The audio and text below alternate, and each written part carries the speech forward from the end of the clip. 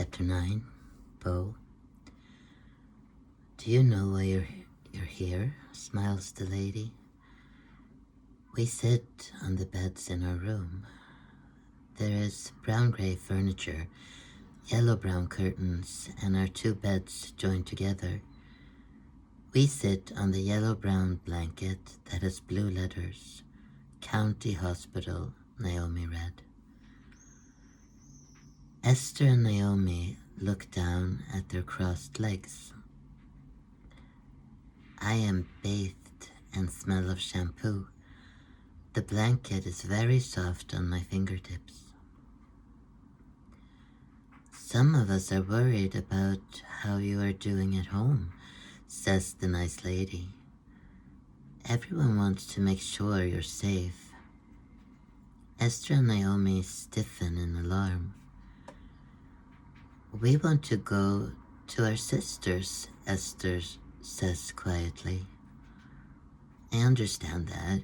I can promise you that they are fine. You will meet again soon. In the meantime, we will take care of you. Please know that you're safe here. Esther and Naomi look wonderingly and cautiously at the lady. Then I will leave you alone for a while. But you know that I'm your contact person and that my name is Pia, and it's me you should come to if you have any questions or need anything, although the others are also here for you, so you can talk to them too. The lady gets up to leave. Should I close the door or leave it ajar, she asks kindly. No one answers, so she leaves it slightly ajar. Esther puts her gentle hand on my knee. What have we done? Naomi says. Why are we in an asylum? Her eyes flash dark, eager, with a glint of excitement amidst the confusion. You were disobedient. Esther picks with threads in the blanket. But what about you? I'm mean and both crazy, but you're here too. Esther does not respond. She picks threads in fear. Then she lies down on one side, pulls her knees up to her chest, facing the wall, and Naomi starts picking instead, pulling up threads and braiding. Our room is gloomy when Pia knocks. It's lunchtime, girls, she says, holding the door open for us. Esther gently pushes me in front of her. The ward smells of food. Some ladies are setting up the table from the food trolley where there are steaming potatoes, meatballs, and vegetables in stainless steel bowls. There are so many strange people around me, so I go into the tree trunk bow and close the door. I feel meatballs in sauce and lingonberry jam on my lips and tongue you as someone feeds them into the tree trunk. No, not eat. I'm a tree. I sit in my corner. Hello, white flower pot, I say and rock. The clock is ticking. Naomi learns to play cards with the man. She shouts, I won. Esther sits hunched over and watches. Light wanders and shadows follow. Bo? It's the lady with blonde hair. Come with me. Bo is taken to the bathroom and wiped clean. Then it's mealtime again. The lady lifts Bo into the chair and pushes the plate forward. Do you like pancakes? Look here, Bo. First you take the jam, spread it out with a spoon. The lady shows me her pancake, then puts her hand over my hand and guides it. The jam is spread in circular motion on the pancake on my plate. Our hands put the spoon back into the jam jar. And then you roll it up, the lady demonstrates. That's right, you roll, says the lady, and finishes the job. And then you put the fork in and put it in your mouth, the lady demonstrates. I try to get a grip on the fork. Then the lady's hands come and give strength to mine. And then in your mouth, pancake against both tongue and jam, and chew with little sharp white teeth. I would like more pancakes. It's good, wasn't it? Says the lady and is happy. There are a lot of noise and strange people in the ward. The ladies knock on the tree trunk. How is she usually at home? Like now, Esther replies. What do you do at home? We don't do anything. If you try, she screams, so we just leave her alone. She is so incredibly thin, says the lady sadly. What are Mom and Dad doing about it? Don't know. Bo must take many baths. If you put shampoo in the water, there's a lot of foam. Ointment helps. Bo gets clean and dry. In the mornings, kind Pia comes and takes wet sheets from the beds. Let's put them in the washing machine, she says. The washing machine is in the room far away. Every morning, Bo watches as the good ladies puts in the sheets. Now the laundry starts spinning behind the hatch. Naomi sets the table, round white plate after round white plate. Everyone smiles at Bo, eating delicious baked potato, chewing loudly and expressively. 10. Alva. My oldest half-brother Ethan stayed with us some summers and holidays when his wealthy father put him on a plane and sent him from Long Island to Stockholm. He was chronically grumpy but would make sarcastic comments. Mom thought he was so funny. Tomorrow we will go swimming, she would say. Dips on the tetanus shot, Ethan said. The pork is moving, Mom giggled. Crispy bacon, please, said Ethan. Everyone on Long Island is a model, of course, Mom said bitterly. They're walking mannequins, Ethan said. Equally high IQ. But Ethan stopped coming to stay with us after he came of age and was not forced on the plane by his father. We never heard from him again. The only person he had contact with was Astor, my other brother. Ethan was 9 years older than me and Astor was 7 years older. He lived with his father and his new wife in Märsta outside Stockholm and spent some weekends and holidays with us. Astor was cautious and didn't say much. Most of the time he retreated to his room. But he also wanted to please Mom. So he cleaned the house for her and looked after me. She laughed at him and called him the dog, begging for bones. Astor was with us as tension built up within our walls one weekend. Our family became increasingly isolated. Relatives stayed away, and we didn't socialize with neighbors or friends. Mom talked about Dad on the phone with people, but no one came to visit. Freya was kept at a distance after she had expressed concern about me. Now she was with her husband all the way over in Norway. Mom and Dad had clashed like some fairy tale monsters that night. She with her forked tongue, her words that tore open his wounds. No one can love you, you disgusting creature. Björn and Lawrence were both more of a man than you. You are nothing. He smacked her. She came out into the kitchen where Aster and I was sitting. She stared at us. I'm leaving him. I'll do it. I'll take the car and we'll go now. Yes, Mom. Yes, please. Finally. Let's go, I thought. But then she took the bottle of wine and went up to the bedroom. Dad was sitting at the minibar in the living room, moping and drinking. I looked at Aster.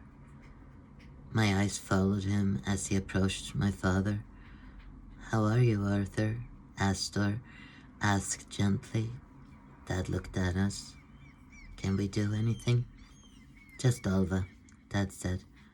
I saw how hurt Astor was. Now I was alone with my father. Poor Dad. I have to take care of him. I reached for the zipper of his pants.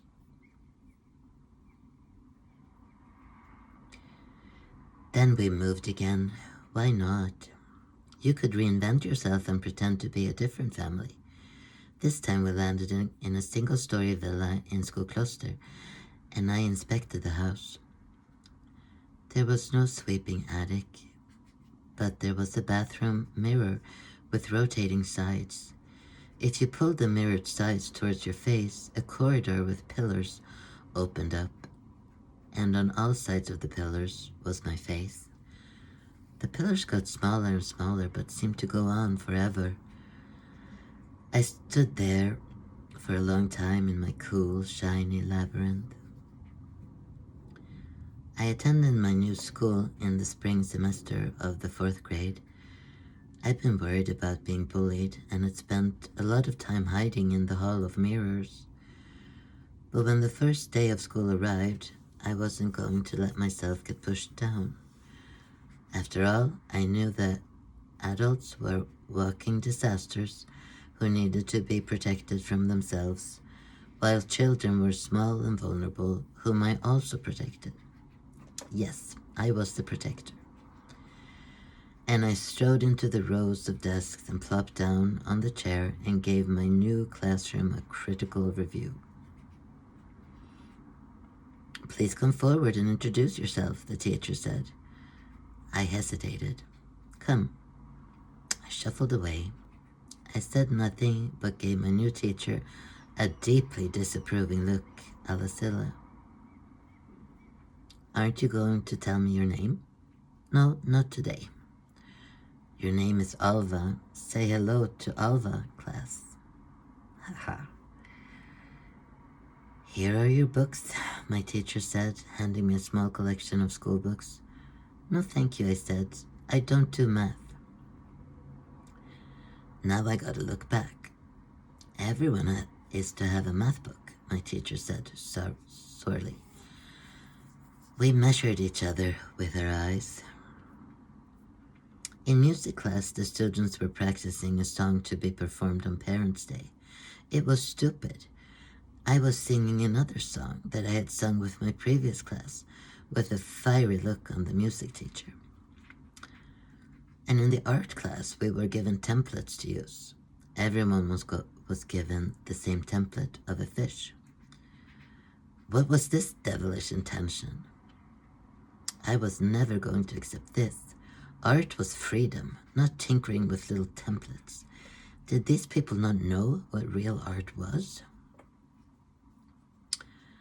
I didn't give a damn about the template and painted the desk, my shirt, my jeans, and a splash on the neighboring bench until my teacher came and took me by the arm.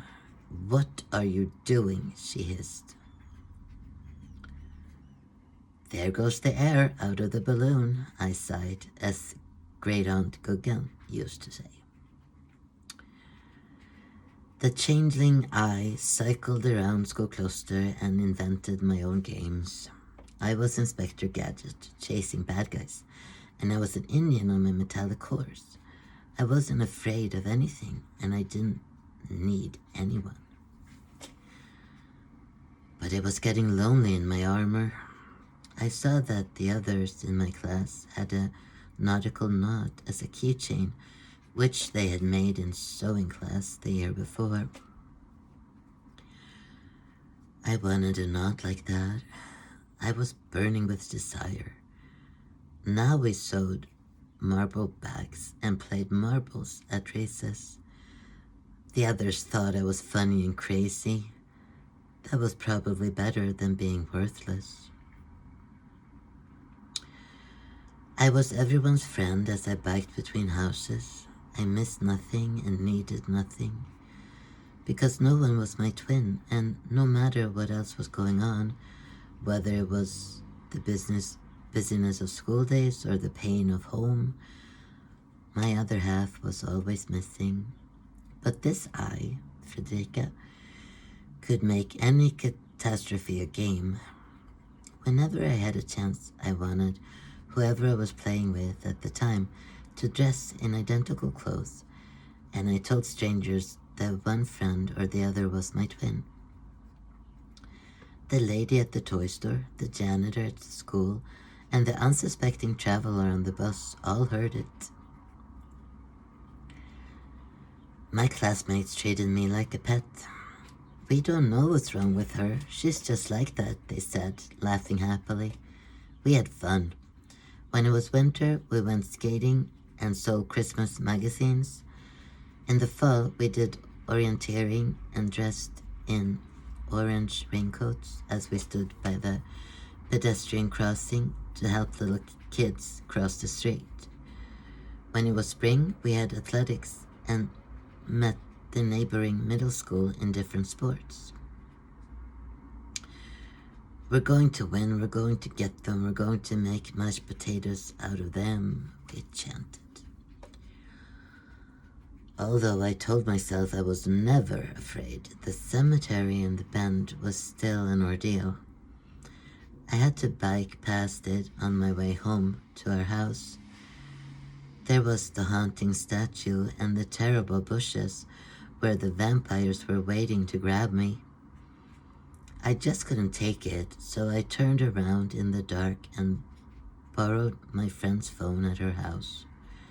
Mom, can you come and meet me? I stood for a long time in the dark, in the glow of the street light, just where the road bent past the cemetery. But Mom didn't come. I had to cycle past the vampire nests anyway, out into the darkness on a wobbly bike. But then Mom came walking. Oh, how angry she was. How can you ask me to go out like this at night? She screeched. I was so ashamed. The failures piled up. I couldn't get Mom to care about me no matter how hard I tried. I had intense daydreams about her coming home and buying me something, a present, because she had thought of me and loved me so much, but that never happened. One time I played Dolly Parton's I Will Always Love You loudly in the house so she would surely hear while changing the covers in her bedroom. If I should stay, I would only be in your way, so I'll go, but I know I'll think of you every step of the way, and I will always love you, I will always love you. Bittersweet memories, that is all that I'm taking with me. Goodbye, please don't cry. We both know that I'm not what you need, and I will always love you, I will always love you. I never got any response from Mom. Instead, I went and stood in my hall of mirrors, because inside my own eyes were both the comfort and the answers.